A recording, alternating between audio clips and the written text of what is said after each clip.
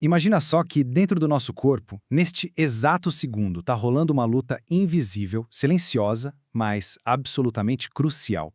É uma verdadeira batalha química que define se a gente vive ou não, sabe? Um ato de equilíbrio constante para manter tudo funcionando. Vamos mergulhar nessa química incrível que acontece dentro de nós. Então, olha só que interessante. O que a gente vê aqui é um dos parâmetros mais controlados do corpo humano, o pH do nosso sangue. Ele precisa ficar numa faixa super apertada, entre 7,35 e 7,45.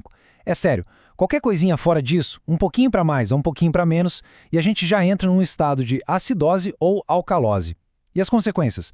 São drásticas. A gente está falando de morte celular. Pois é, essa é a grande pergunta, né? Como é que o corpo consegue andar nessa corda bamba química a cada segundo de cada dia sem falhar? Parece impossível, mas a resposta está num sistema super elegante e dinâmico que a gente vai desvendar agora.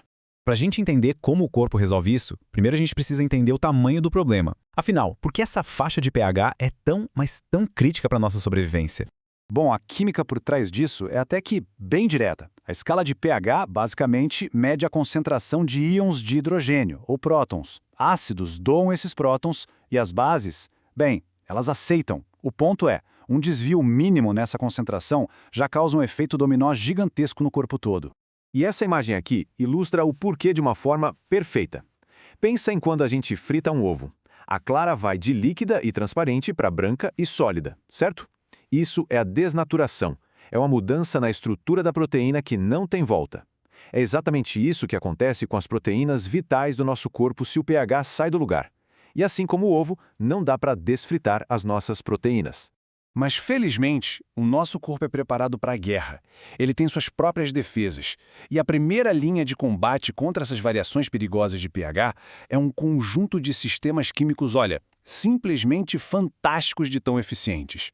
Pensa num sistema tampão como se fosse um guarda-costas químico, um segurança particular do nosso pH. Ele está sempre ali, de prontidão, pronto para interceptar e neutralizar qualquer excesso de ácido ou de base que apareça, mantendo tudo estável. É a nossa rede de segurança química, literalmente. E o grande protagonista dessa história toda é o sistema tampão bicarbonato. Essa equaçãozinha química que a gente está vendo aí é, sem exagero, uma das mais importantes de toda a fisiologia. Ela mostra como algo que a gente produz o tempo todo, o dióxido de carbono, se torna a peça-chave para controlar o pH do sangue. Incrível, né?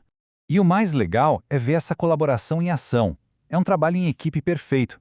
De um lado, os pulmões, controlando a parte esquerda da equação. Eles ajustam o quanto de CO2 a gente bota para fora na respiração. Do outro lado, os rins, gerenciando a parte direita, os níveis de bicarbonato. É uma dupla dinâmica, uma parceria que não pode falhar. Mas e quando esse sistema tão perfeito fica sobrecarregado? O que acontece? Bom, aí a gente entra no território dos distúrbios. E o primeiro deles é a acidose, que é quando o sangue fica ácido demais.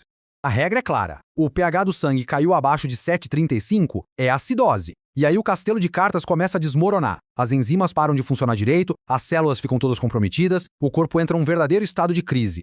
E essa acidose pode vir de dois lugares diferentes.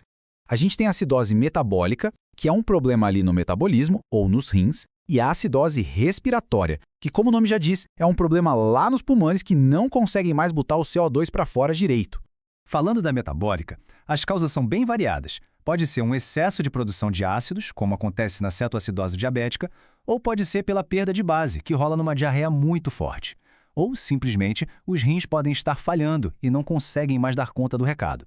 Mas o corpo não fica parado esperando o pior. Ele reage. Os pulmões são os primeiros a entrar em ação, e de forma bem rápida. A respiração acelera para tentar soprar para fora o máximo de CO2 possível.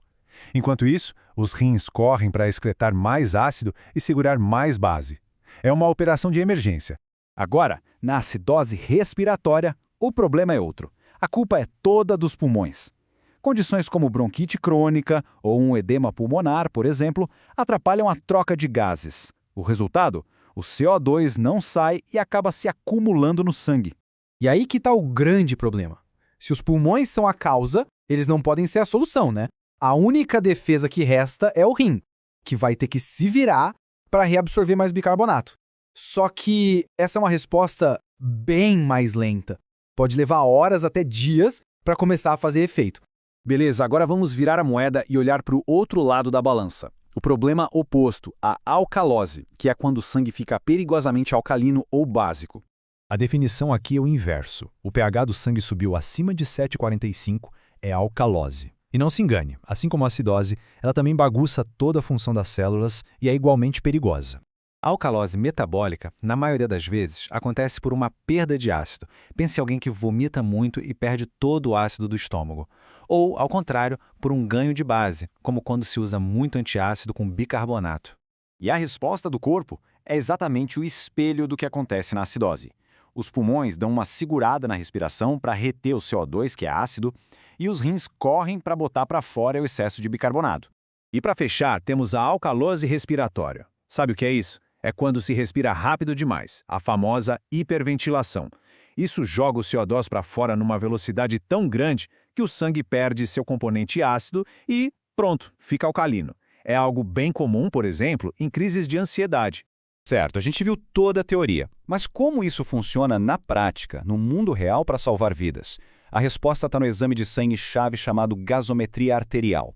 Vamos dar uma olhada em como os médicos usam isso. Esse fluxograma é basicamente um mapa do tesouro. Primeiro passo, olhar o pH. O exame de sangue deu um pH abaixo de 7,35? Ok, já sabemos que é acidose. Próxima pista, o CO2. Se o CO2 está alto, a gente já mata a charada. O problema é respiratório, os pulmões não estão dando conta. Mas se o CO2 estiver normal ou até baixo, aí a gente olha para o bicarbonato. Se ele estiver baixo, bingo, a causa é metabólica. A mesma lógica vale se o pH estiver alto, na alcalose. É um processo de detetive, um passo a passo que leva direto para a raiz do problema e, claro, para o tratamento certo. E tudo isso nos leva a uma reflexão final, né? Esse equilíbrio ácido-base é um sistema espetacular, sem dúvida. Mas ele é só um instrumento numa orquestra química imensa e complexa que está tocando sem parar para nos manter com vida. Então fica perguntando no ar, que outros feitos incríveis, que outras maravilhas da química estão acontecendo dentro do corpo humano agora mesmo?